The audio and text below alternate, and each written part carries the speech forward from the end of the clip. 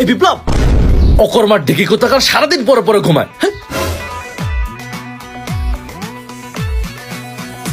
বাবা good morning. এই অকর্মার ঢেকি আজকে গুড মর্নিং বললো?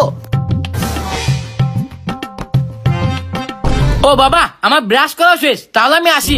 বাহ, আমার পোলা দেখি ভালো হয়ে গেছে। ও বাবা, আমার সকালে খাওয়া শেষ, এখন স্কুলে যেতে হবে তো, তাহলে আমি আসি। আজকে খাওয়া দাওয়া শেষ? ভালোই তো। বাবা স্কুলে সময় যাচ্ছে, আমি রেডি হয়ে গিয়েছি, আমি তাহলে স্কুলে গেলাম। হ্যাঁ, আমার এই অকর্মার ঢেকি পোলা এত ভালো হয়ে গেছে, ঠিক টাইমে স্কুলও যাইতেছে। বাহ। 10 বছর পর। বাবা বাবা বাবা, কি রে, কি হয়েছে?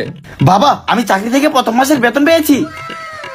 হ্যাঁ, টাকা টাকা টাকা টাকা টাকা টাকা টাকা টাকা টাকা টাকা টাকা টাকা টাকা টাকা টাকা টাকা। এতক্ষণ ধরে আমি স্বপ্ন দেখতেছিলাম, আমি জানতাম।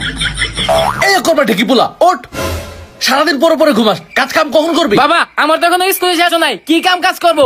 কোনো কথা শুনবো না, এখন স্কুল কলেজ শেষ করে তাড়াতাড়ি কাজে যাবে, যা। বাবার আবার কি হলো?